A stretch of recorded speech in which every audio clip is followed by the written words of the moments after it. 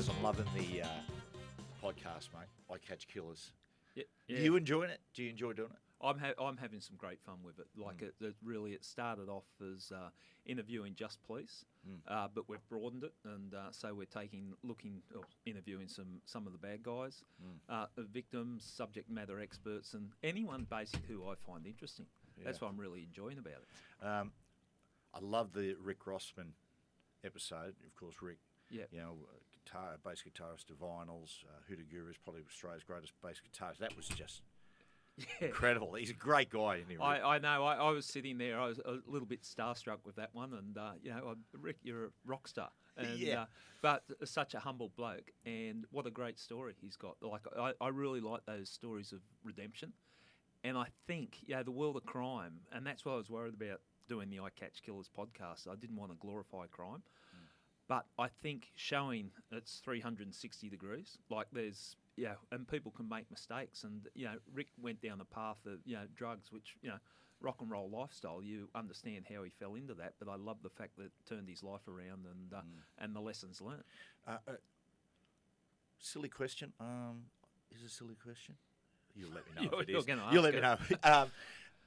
So, to interview somebody, do a podcast, you research a person, you sort of probe your previous life as with the police force, and it put you in good stead for what you're doing now. Do you find it helped or similar? Oh, most definitely. The thing is, and homicide was most of my career. So when I was interviewing people, I'm interviewing about a homicide, so it's about as serious as it can get. So preparation was important, and you go into that interview room and knowledge is power. That's when I was going after the bad guys. So I'd take you up a path knowing that I'm about to drop a bombshell on you, and that type of thing. But that was through the knowledge. But falling into the podcast world, the same thing applies. Like I really like to know the person I'm sitting opposite, and I think that lends itself to a better conversation. Like we've all got our secrets or areas that we don't want to go down, and sometimes having a little bit of knowledge or the background, you know what makes that person tick, and I think that lends to a better conversation. 34 years in the force, Gaz? Yeah. It's funny because mates of mine who went into the police force, it's funny, they certainly growing up weren't choir boys. That if any, they were rough and they were rebellious. Yeah. Is that and I don't know where they sort of decided to go into the police force. What about you? Like what sort of kid were you? Yeah, I certainly wasn't the kid that thought he would join the cops. I like to challenge myself, or attracted to the bright lights or the risk in different things. But if I picked where I was going to go in teenage years, I thought I was going to be a hippie surfy dropout. That was my go. That's what the scene that I thought I was attracted to. And then once I did join the cops, and I'd get into trouble. I had the trouble like teenage kids when you're exploring the limits of what you can and can't do. But the cops just felt right for me.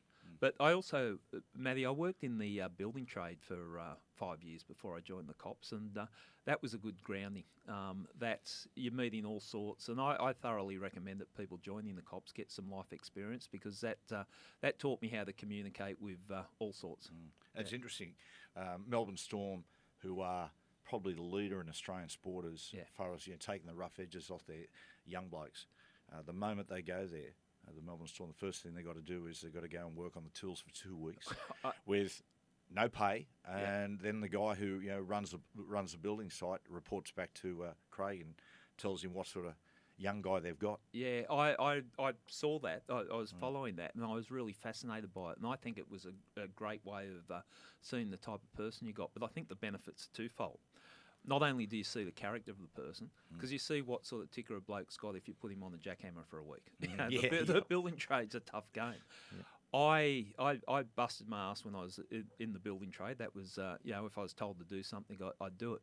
But the second part, or the benefit of doing that type of work, when I was in the cops and people going, oh, this has been a tough shift, and I'm thinking, you have no idea. You dead set have no idea what it's like. In fact, the first time I got paid in the police, I was a little bit confused, because that's the first time I've been paid without sweating. Like it was what you're actually paying me, but I haven't busted my back or been digging trenches or whatever, and I think it gives a perspective.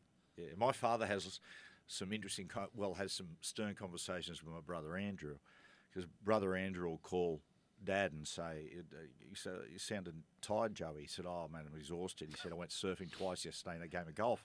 Now, my dad used to work dog watching the coal mines. So he he has to break the news to Andrew that, surfing and golf isn't necessarily work. It's called leisure.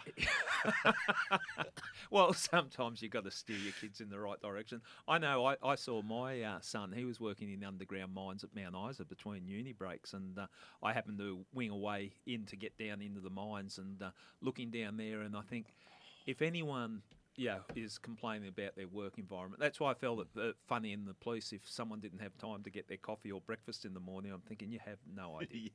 What year did you join the police, Gus? 85. That's funny, 85. I was having a discussion yesterday with a really good mate of mine, and we're talking about Sydney. He was a Melbourne boy, and I said, Sydney, we use the word gentrified for cities like New York City, but Sydney, inner city Sydney, has been gentrified from what it was in the 80s. Yeah. I mean, the 80s, it was the Wild West. Yeah, look, this, I live around the inner city now, and I know it's changed greatly. I know from what it was in the 80s to what it is now, the demographics have definitely changed. But what I like about inner city Sydney is there's pockets of the characters around there, and there's a history to it that you just can't find in other places. And I love some of the stories about what happened around the back alleys of inner city Sydney. It's funny you talk inner city of Sydney. There's been a lot done with with the Teacher's Pet podcast with Hedley Thomas.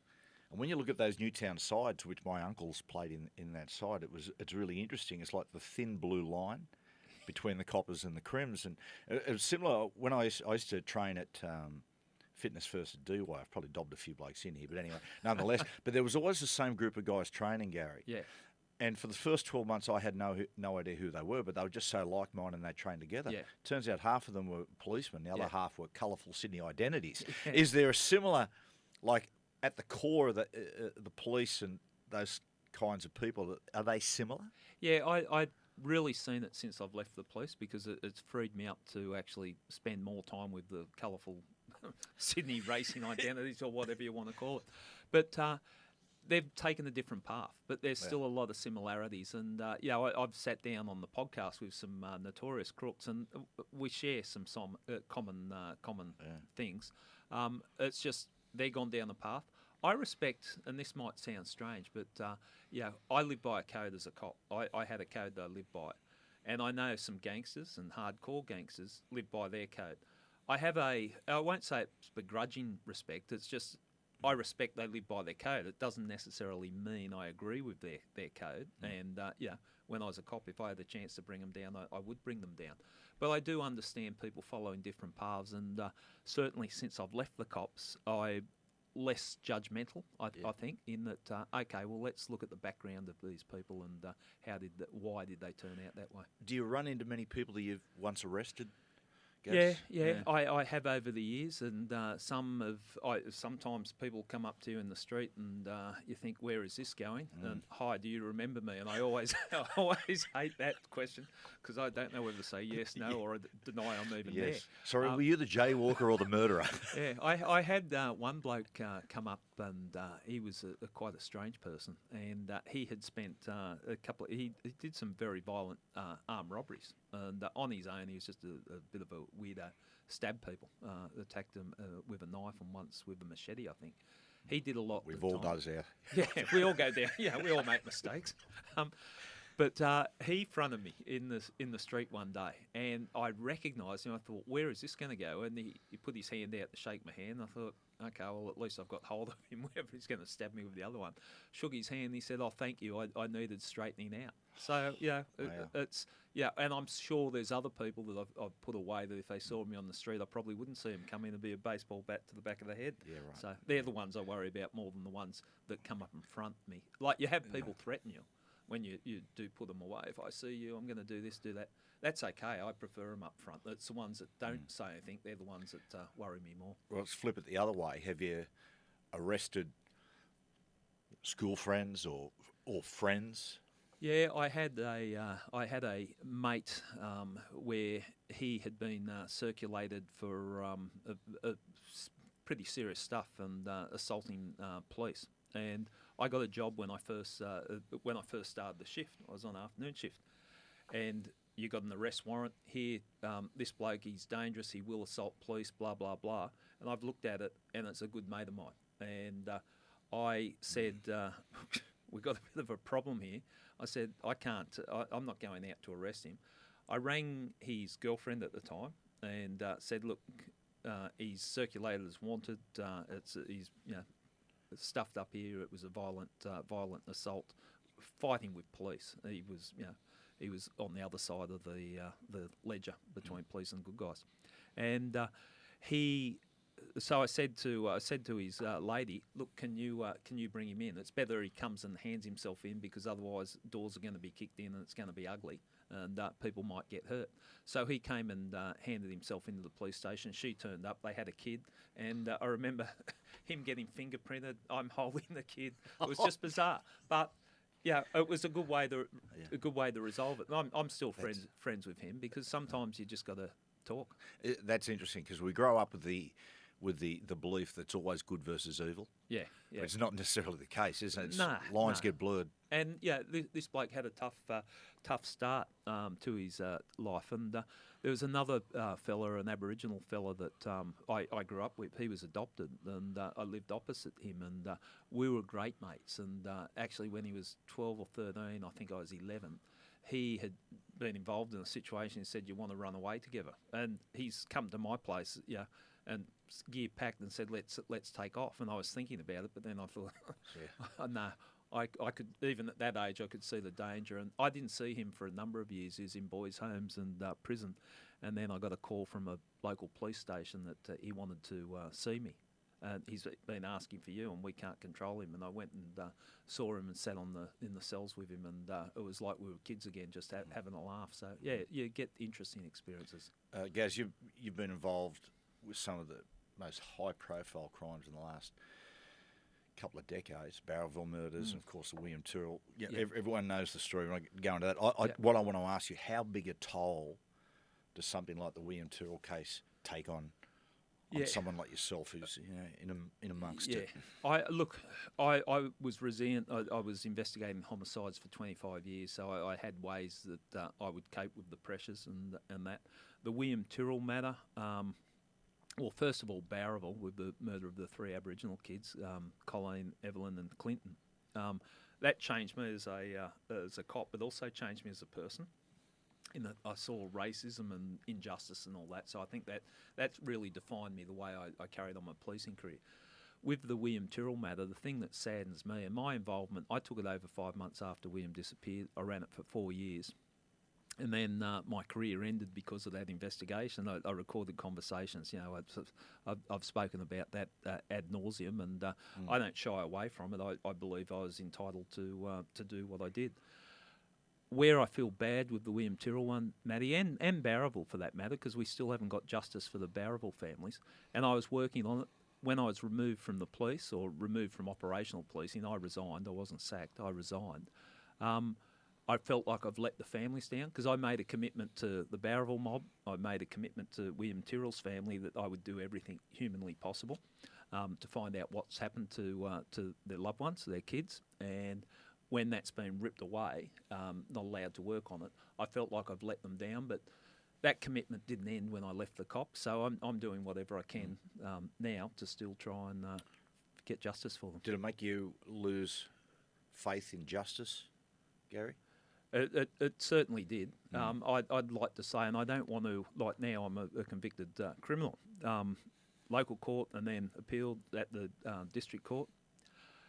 It sounds like I've wasted my life if I say I don't trust the court systems, but it's made me a little bit more cynical, certainly more cynical about an organisation, working in an organisation like the New South Wales Police.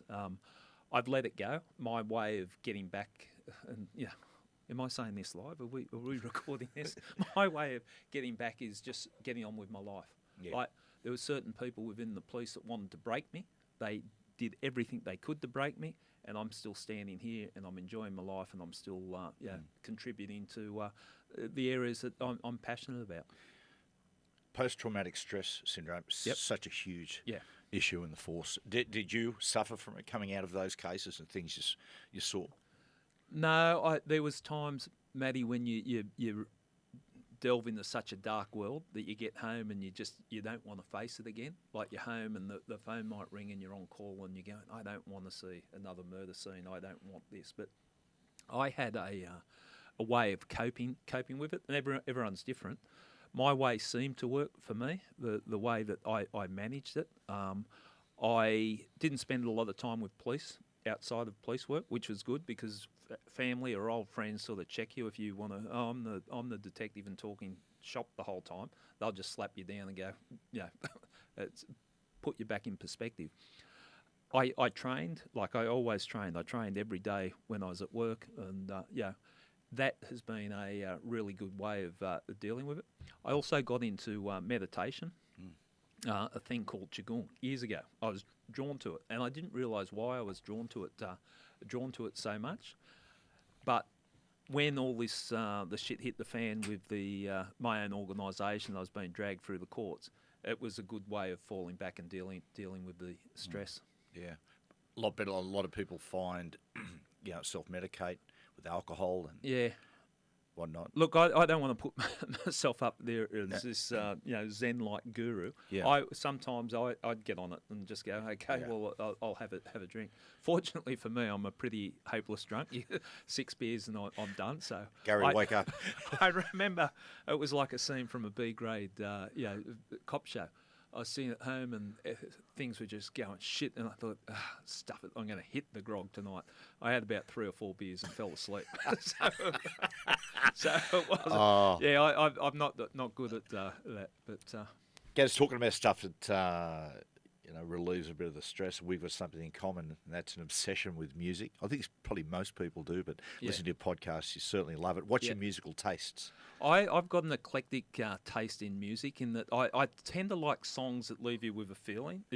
That's the thing. If I'm training, I like that up-tempo type stuff that gets you going to do some training.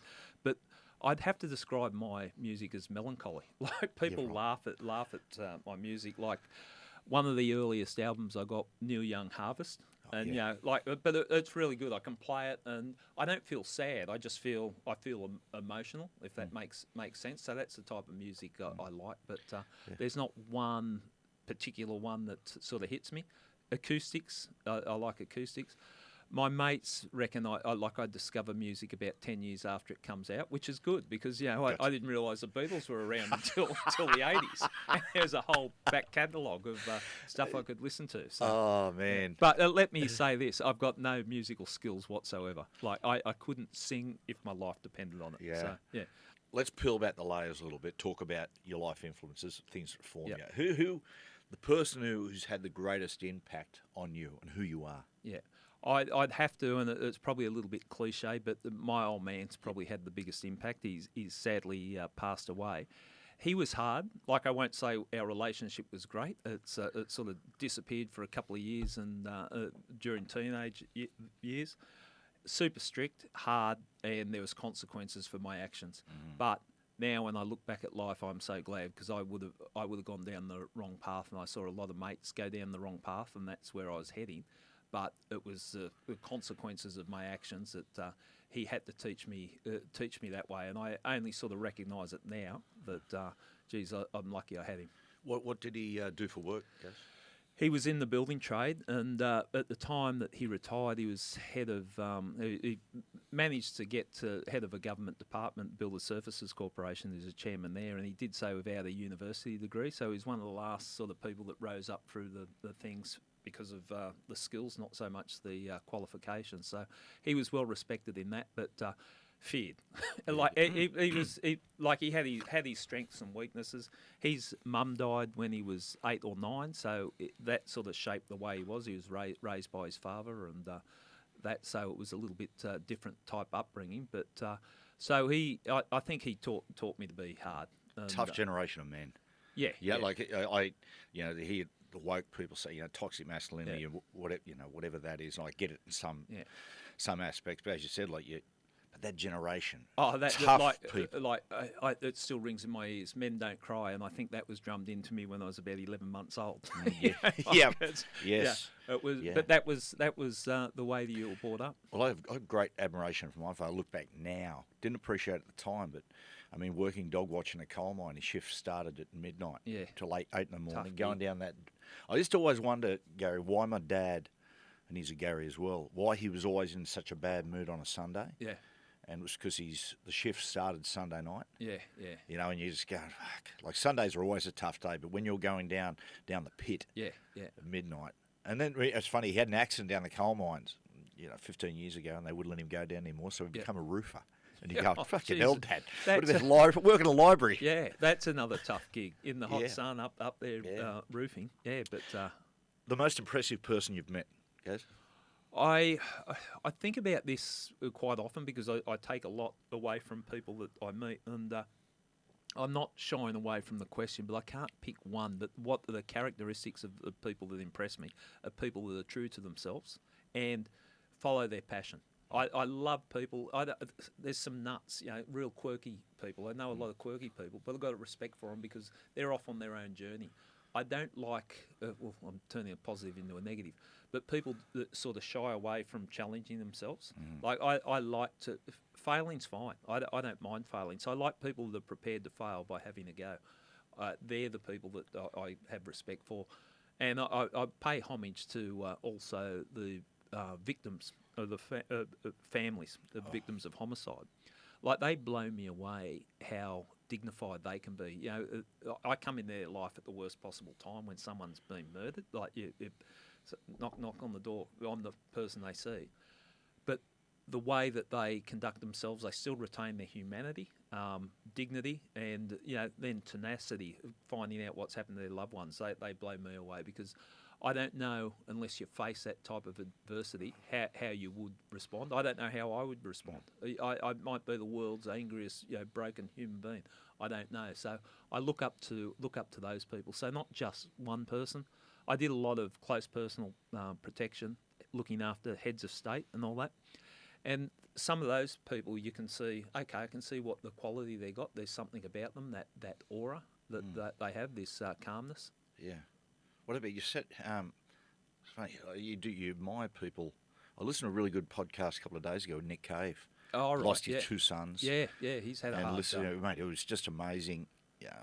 He was talking about how it shaped him, and the ability to move forward. How difficult. I think about some of those people. A number of years ago, a family lost a young fellow with a king hit or coward punch. Oh yeah.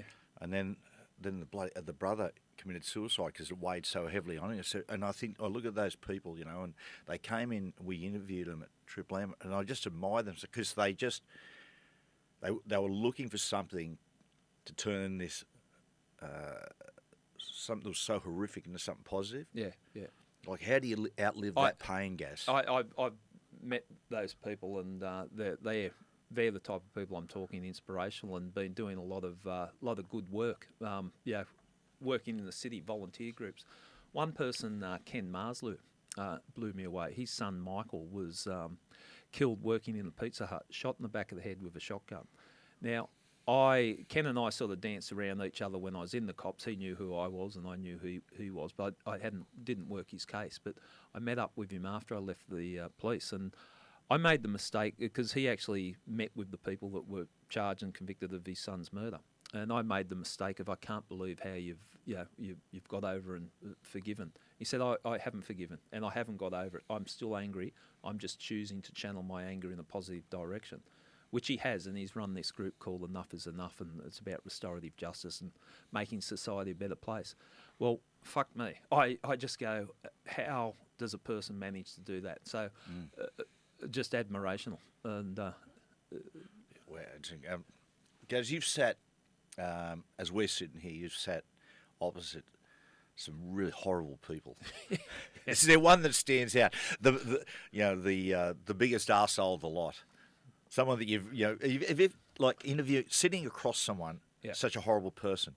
It must be difficult to discipline yourself not to lean across and put one on their chin. Yeah, look, here in the podcast, the people that I'm speaking to, I get to, and these are some of the notorious crooks, and they're not here to glorify their crimes. So I know a bit of their backstory, so therefore I'm not angry with them. They're telling me, they did this, they did that. I know the effect of the crimes.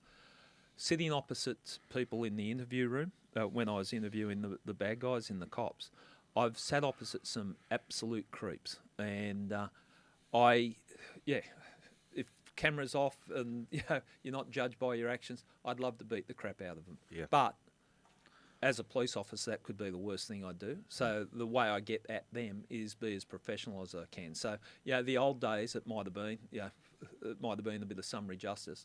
To my way of thinking, you've been beaten by the piece of shit that you're interviewing if you let your emotions get control of you. And one way I'd get back at them, Matty, that if I'm speaking to someone that's committed a horrendous crime, murdered someone, sexually assaulted a young kid, they're getting off on reliving it. That's their big moment. They're going to jail. I just treat them as if I'm talking to someone that's done a break and enter. So they'll be saying things to me, and I know they're looking for a reaction from me. I just sit there and go, all right, yep, and just don't buy into what they're trying to drag me into. That's my way of getting back at them, and you're a dime a dozen. You don't impress me. That type of thing. Guys, what about vices? Right, I've got miles of vices. Yeah. Some are, most are bad. Some. But what about, so give us 2 or 3 vices, if you got them, which shape who you are. Look, whether it's called a vice, I do like to have a drink. It's not What's your drink of choice, Gaz? I like beer, and if I'm at the point where I'm drinking, Fireball or something, I know or tequila. It's the beginning of the end. Yeah. Oh, this seemed like a good idea at the time, but it's not. So I like to have a drink. I do so in an environment that I'm not going to get myself into trouble. So that if I say let my hair down, you're going to make a smart ass joke. So I'll just say where I know I can relax. I do that. So. Over the years, I have partaken in a cigarette or two, and I actually I hadn't touched a cigarette for probably 10, 15 years.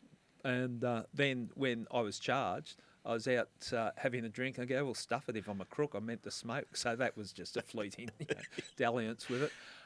Before I joined the police, it was the 70s, the 80s. I grew up in an environment where you would partake in things. Once I joined the police, I stopped partaking. Yeah. In the vices, if I look at myself as a character of myself, one thing that I regret and I'm really trying to change is that if I have confrontation with you, I let it build up, and I see people that are very skilled cutting it off early, just having the honest conversation straight up, whereas I tend to let it sit, and by the time it builds up, all right, and it escalates. I would really love if I could get myself to address the issue before it becomes an issue. That's a failing. I don't know why I do that, but people sometimes think it's a weakness, that, I can walk over him, I can do this, and then it gets to the point and it's bang, all right, you want it. So it's almost like you avoid the confrontation until there's no other way out and it just explodes. Until it escalates. And people think I'm happy in conflict. And I perform very well in conflict, whether it's physical or verbal. It is a go-to place I've got, and I probably learnt that from my old man. But it's not an area I want to go. And even when I've had some, I've come out on top, let's say, then I go home and it's like licking your wounds and I don't feel good about myself. I think I could have done it a different way. It's interesting. I worked for 8 years with Mark Geyer. Yep. And MG, what really amazed me for a guy that, was renowned, he's a big guy, tough guy, fight like anything else, and been involved in a lot of situations. What amazed me about MG is MG didn't like confrontation in the fact that someone would come up and go to test, and MG would do whatever he could to sort of diffuse it. Come on, mate, until, Yeah, I understand that. And I was a little bit like the fights I'd get in at school were always seemed to be, he's not fighting back. We can pick, and then we go, okay, we want to fight, let's go.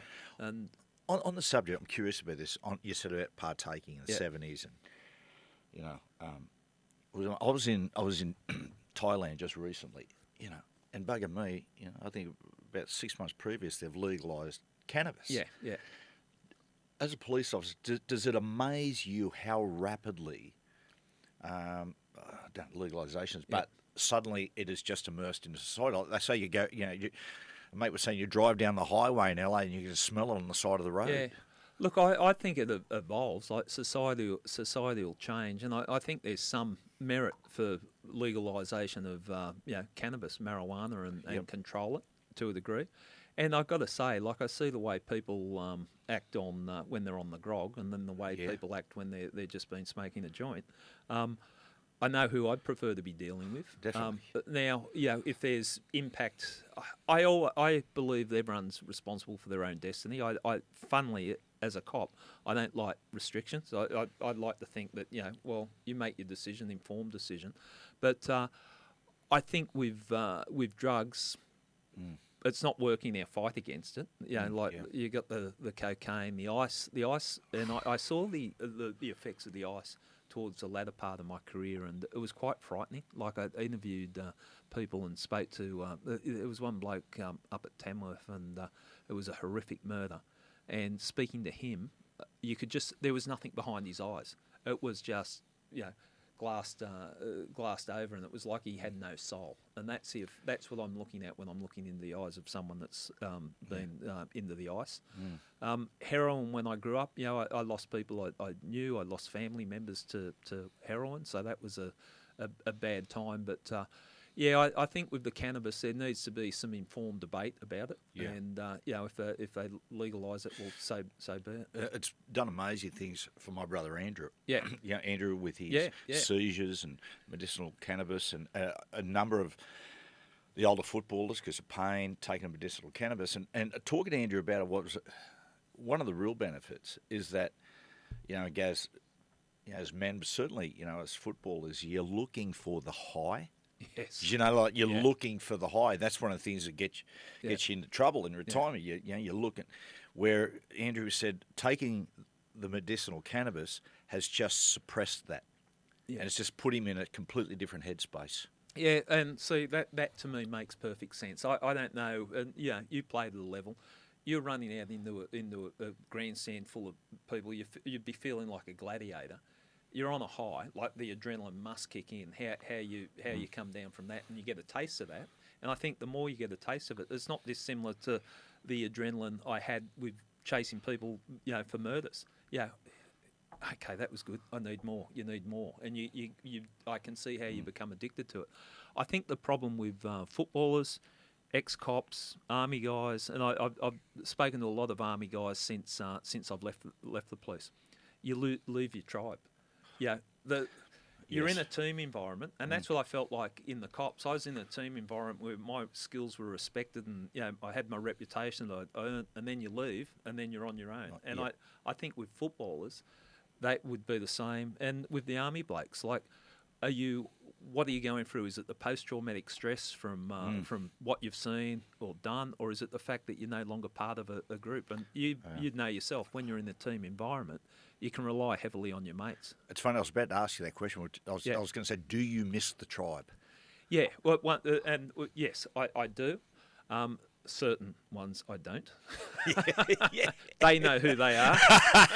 They definitely know who they are. But look, I enjoyed it, and people have heard me come out and be critical of the police on aspects, and I will stand my ground on things.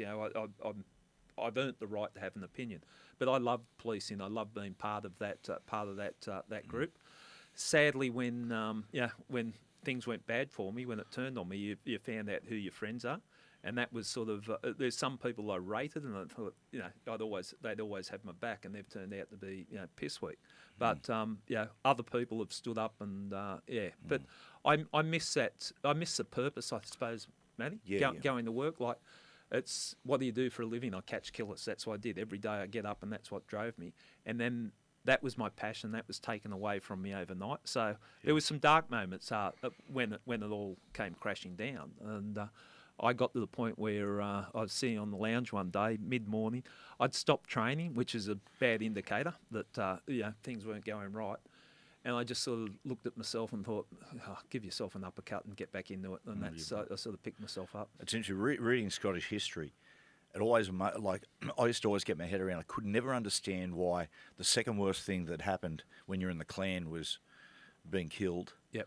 And the worst thing was being cast out from the clan. And I always go, well, that's until, like, and, you know, but I remember, like, playing in a side at Newcastle, Gary, where we just all come through together. We're all like-minded. All their dads were coal miners, steel workers. And then all of a sudden get in the arse and go, and like I reckon it knocked me around for 18 months. Yeah. Like, I would look from afar at my friends who were training and you're just going, oh my God. You know, I get that, and I think people have got to give credit for the footballers and that. Like, there's not many people that are paid for being judged as critically as a sportsman is, like a professional sportsman. Yeah, there's tougher careers, but it is tough being judged. I know since I've been out and working in the media, when I was a cop, I didn't care if people like me or not. I'm a cop. That's not my purpose. But if you're working in the media or you're playing football, you can't. We would never came off the field after an investigation and get all the players the intel analysts. You were pathetic. That's 3. Yeah. We're dropping you. This. Well, I was one of the lucky ones because there was no social media. I can only imagine young guys, young women these days to go and check and man. Well, yeah, I feel social media. 2 parts to that. Like, I feel sorry for cops that if I did something wrong or made a mistake in the early years, an old sergeant would give me a slap across the back of the head or a kick up the arse and say, that's not how we do it. This is now you make a mistake as a police officer, you're going to be a YouTube sensation, and you're going to get hung out to dry. But then, like the social media comments, 100%, and like people that operate at a level a lot higher than me, I never understood where they said, we don't look at the comments. But I'm at that point now. You get to what's the point? Like, you're not going to please everyone. Yeah. You might get 10 good comments and 1 bad comment. You'll focus on that bad comment. Sometimes the bad comments are quite right, actually. But I know it. Yeah. And that's fair point. But I listened to a podcast the other day with Judd Apatow. One of the incredible director and filmmaker. Made some of my favourite comedies of all time. And anyway, he was being interviewed the other day, and they asked him about social media, and he said that his daughter said, "Dad, you're trending on Twitter." And he was like, "Wow, okay." So he said, "I went and had a look, and someone had just come out and said something about Judd Apatow, and then someone climbed in and went, the worst fucking director in Hollywood history," and then just people started piling on, and he was here going, I never asked for this. Yeah. Like, I know. It's a scary. It's another aspect to the world, isn't it? That it's scary. Guys, ever had a near-death experience? I've had a couple of dramatic arrests and times in the police that all police get in different things. Car accidents, the usual. I remember I was driving a van once and a truck, and watching this timber come straight from the head and just straight through. And you think that sort of gives you a wake-up call on how delicate life is. When I was a young bloke, one thing, and I wouldn't do it now if you paid me all the money in the world, but where I lived, there was bush behind the place, and where flash floods, they'd have downpours. Me and my mates thought it was a good idea. Well, we'll go down there, and I think it was foam surfboards, jump in and see how far you could get washed out. A couple of mates didn't like it. I got addicted to it, so any time there's a flash flood, and there was only 1 or 2 of us that would still go. I remember jumping in one time, and it was bigger and faster than I'd ever imagined, and I washed up about 500 metres down the creek bed, just caught up in a tree. Wow. And I thought that was pretty close. But different things. Right, it gives a film, Gaz. So a film that has really impacted you or inspired you in some way. Okay, Morning of the Earth, and that's winding it back. It's people that don't know it, and it's really dated now, but it was a 70s surfing film, and it was when surfing culture was still, it was a subculture. And I remember it was a sports day at school, and sport was washed out, and I reckon I was 12 or 13, and they put that film on to watch in the hall, and I remember watching that, and I just thought, wow, I want a piece of that, and that sort of got me interested in surfing and that. So that's probably a big impact for a film. That sort of changed the trajectory of my life. Michael Peterson, was Michael Peterson? Yeah. Oh, man. Oh, yes. Incredible. Yeah. Those guys. That's good. Old surfing films. They were good. Like we used to sit. I must have watched The Endless Summer 30 or 40 times. I know. You just feel like packing your bag. And it's fantastic.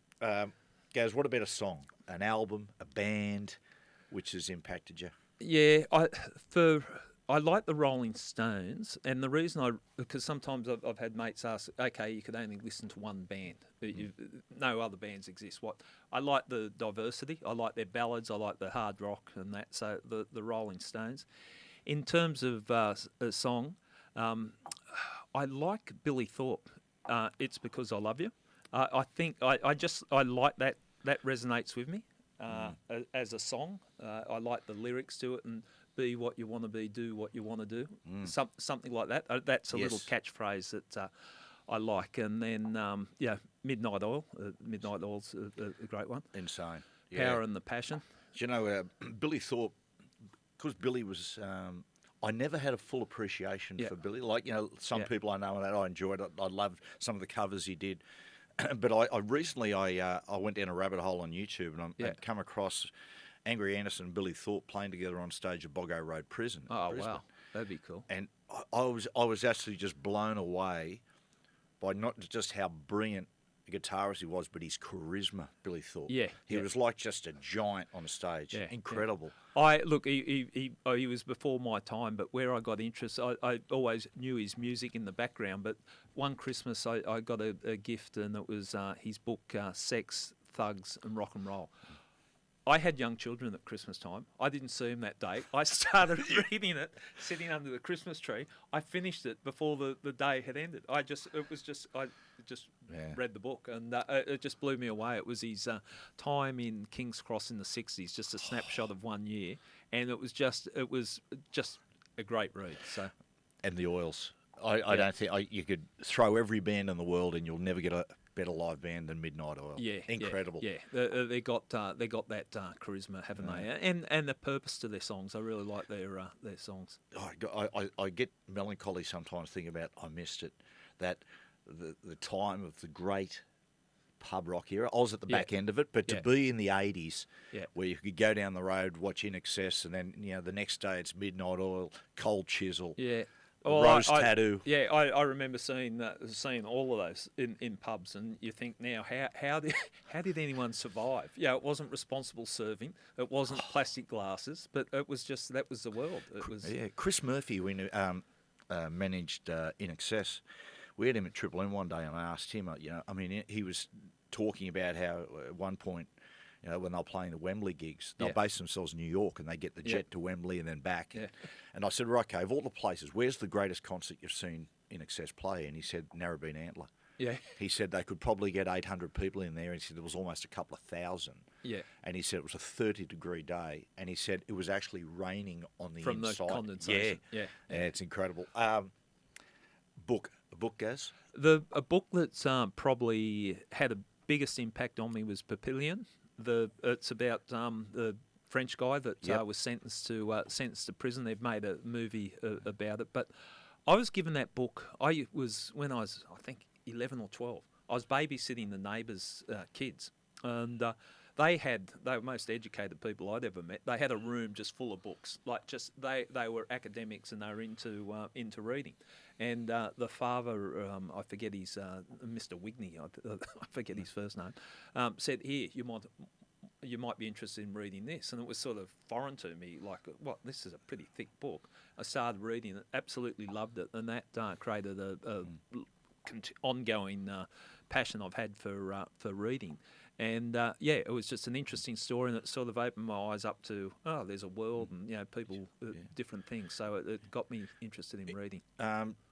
In turn, reading a book like that, did that sort of whet your appetite to travel? You done a lot of travelling? Yeah, I have done a lot of travelling, and I love travelling, and I want to do more. And sadly, after I left the police and then COVID, and that sort of, because that would have opened the doors up. But I travel as much as I can. I travel for work, and I've been to most places. Some interesting trips. And where's your favourite?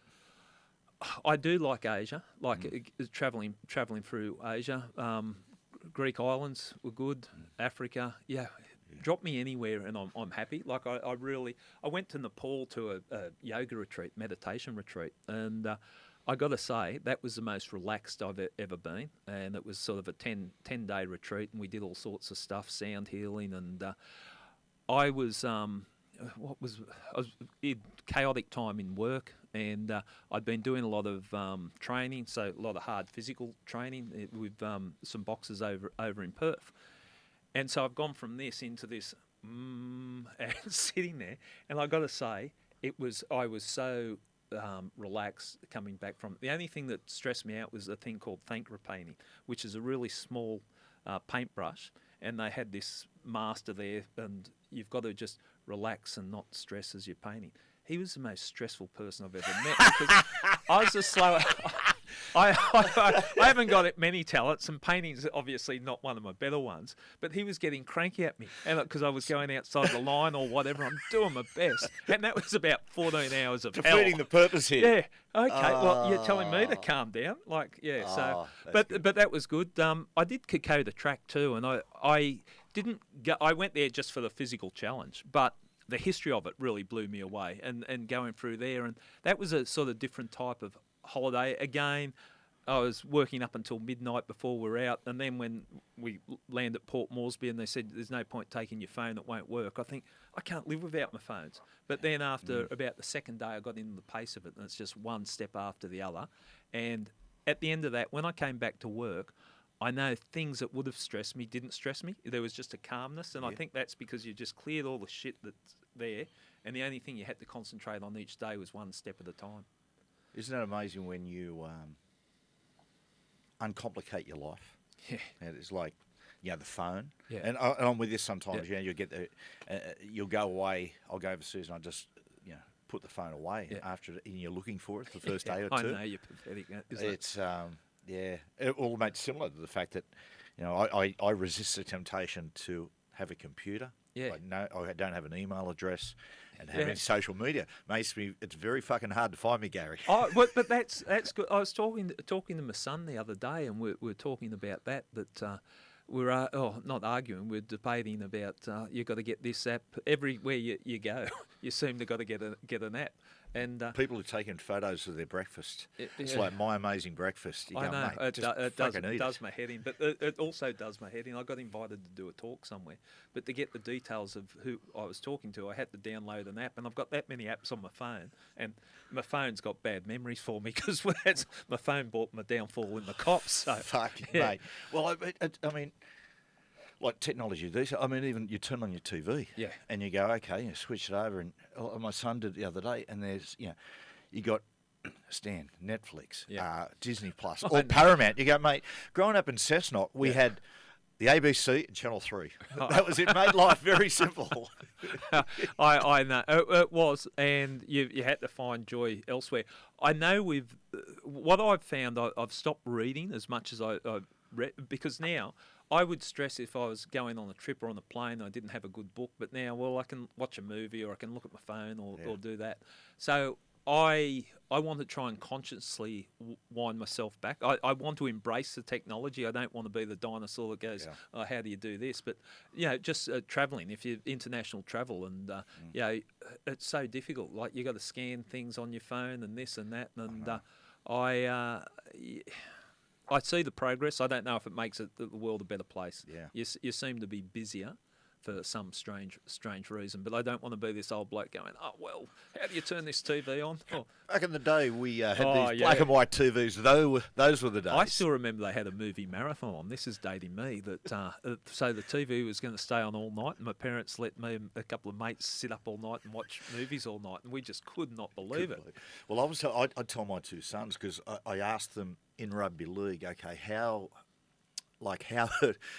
do you take apart a performance? And they say, they grab everyone individually and have the different cuts of the games. And they said, how did you used to do it? And I said, they used to sit us as a team with an old-fashioned TV at the front, and the coach would have a remote control, and it'd be stop and start. So it'd be like, stop, Why the fuck did you do that? Start again. Yeah. Stop. Why the fuck did you miss that tackle? Yeah. Start. It must have been horrible. I said it was terrible. Yeah. It was awful. Well, I've resisted that. You know, you've got these watches, the Garmin watches or whatever, and you can know how hard you trained and this and that. And I had one years ago, one of the early ones, and I'd go for a run, and I loved running. That was my relaxation. But I'm thinking, I need to speed up a bit. And it was like I'm running with racing each time I ran because I wanted to beat my record and get round there, quicker. I got to the point where I just decided, and people go, I should get one of these. I go, I know if I've trained hard. My body will tell me if I've trained hard, and my body will tell me if I shouldn't train again. Elite sport perhaps, but at the level I operate, I don't need a watch to say, oh, well done, Gary, you worked out. What's your favourite form of exercise, Gaz? What do you do? Boxing. Yeah, but I just, without a doubt, it's just, it works everything, and you focus on what you're doing, and you get better as you practice, so you get rewarded for your effort. But it passes the time really quickly. I don't sort of dread it. One of the rewards would be the bloke you're doing it with, Johnny Lewis. Is there a better bloke? Oh, well, that's one of the benefits of leaving the cops. After I left the cops and bumped into Johnny, and now I'm sort of training with him 6 mornings a week and having a laugh every day. And I think that's important with it. Yep. And he makes a point. And I've always wondered what was this mystery about Johnny Lewis. But I see each time you come to training, you put in, and he gets the best out of everyone there. But also you have some fun with it, and it makes such a difference. Like if you feel like it's a real chore, Johnny's an amazing bloke when he'll ring you, ask you for a favour, but at the end when you hang up the phone, you feel like, he's doing you the favour. If it makes sense, brother. I just need you to do something for me, brother. Hello, brother. How are you? I got him one day, right? You know how fucking tight Johnny is. Yeah. We got there, and I was going to a concert at the Enmore Theatre, going to see Oasis. So I had a little bit of time before the concert, so I sauntered down the road to have a couple of beers. Mm. So anyway, walking down the road, I can see Johnny's coming. So I'd laid myself on the pavement like I was some poor bastard, and I went, "Oh, money." And he went, "No, mate, no, mate." And I went, "Oh, Mr. Lewis, help me." And he goes, "No, mate, no, mate." I said, "You fucking tight bastard, Johnny." Well, Matt, I'll let you know a secret, because Johnny has not forgotten that, because he was telling me that same story 2 hours ago when I was training, when I said I was speaking to you, and he said, I think his words, "That prick got me." He did. And that was he relayed it exactly the same. That's a classic. Gaz, finally, your personal apex, greatest day, greatest achievement, greatest decision. Yeah. I think everyone, you tick in the birth of your kids. I've got a great son and a daughter, so that's big moments in your life. Career-wise and personal, so combining the two. What I've done since I was ripped away from policing. Like, I could have gone down a dark hole there, and I always thought that I could survive without the police. I didn't think I needed the police to survive, but that was a test of my character, resilience, and the person I am, and the fact that they didn't break me because they did everything they could, and only certain people, I'm not talking the whole organisation, and the fact that I've bounced back, I've proven to myself what I believed I was, that I was resilient, tenacious, and had the strength to overcome adversity. So that's probably the defining moment, I suppose. Congratulations. It's good. Cheers. Gaz, enjoyed today, mate. It's good fun. A lot of fun. I know we're going to a lunch tomorrow, fundraising, so we might have a beer there. Yeah. Well, you can have your 2 or 3, and I'll wait. If I'm on the fireballs or tequila, I'll blame you. Time to go home. Thanks, Gaz. Okay, cheers. Good on you, mate. Thank you. Thank you.